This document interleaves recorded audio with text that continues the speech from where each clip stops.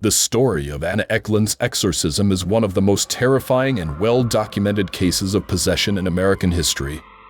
Born in the late 19th century in Marathon, Wisconsin, Anna was raised in a Catholic household. She was described as a normal, devout child until something inexplicable began to change within her. By the time Anna was 14, she exhibited strange and disturbing behaviors. She recoiled violently from religious objects, unable to step into a church without experiencing intense nausea or convulsions. When holy water was sprinkled on her, she screamed in agony as if burned. Even prayers and the mere presence of a priest caused her to lash out in unnatural fury. Her appetite changed drastically. She refused to eat blessed food, even if it had been secretly placed in her meals, as if she could sense its presence. The townspeople whispered that something evil had taken hold of Anna. Some believed her own father and aunt, who were known to be involved in dark practices, had cursed her.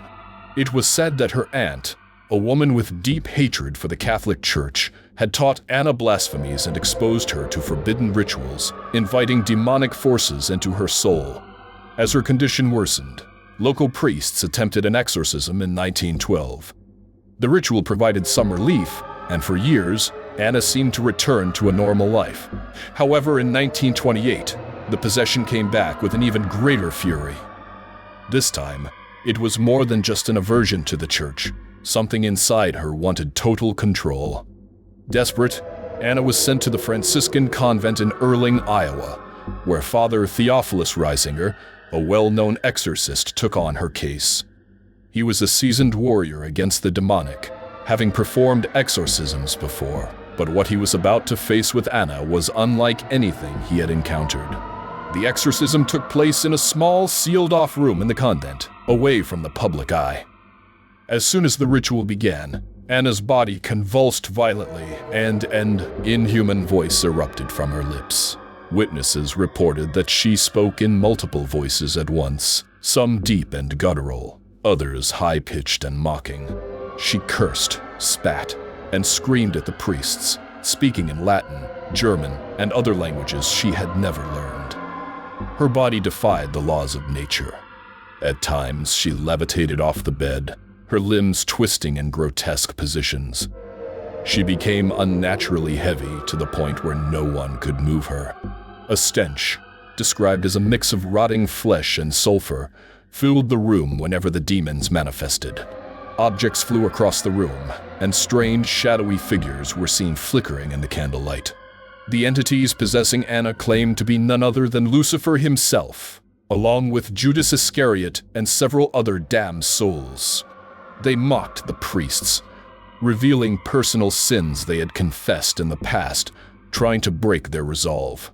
The battle between good and evil raged for 23 days.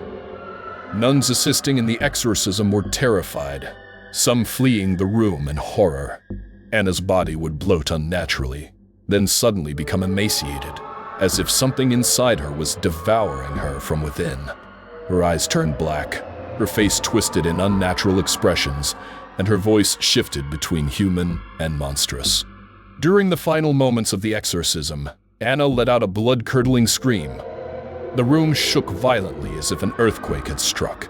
The demons, enraged, uttered one final curse before finally being expelled. In an instant, Anna collapsed, completely still. For a moment, everyone feared she was dead. But then she opened her eyes, clear and free from the torment that had gripped her for years. When she awoke, Anna had no recollection of the ordeal. She simply felt at peace, as if a great weight had been lifted from her. Father Reisinger declared the exorcism a success, though he and the others who witnessed it were forever haunted by what they had seen. The convent where the exorcism took place was never the same. Some claimed to hear whispers in the hallways at night, and strange shadows were seen moving through the building long after Anna had left. Those who dared to speak of the events swore that evil had left its mark on the place. Anna Ecklund's story remains one of the most terrifying and well-documented cases of possession in history. The details of her exorcism, recorded by priests and nuns who witnessed it, continue to chill those who read them.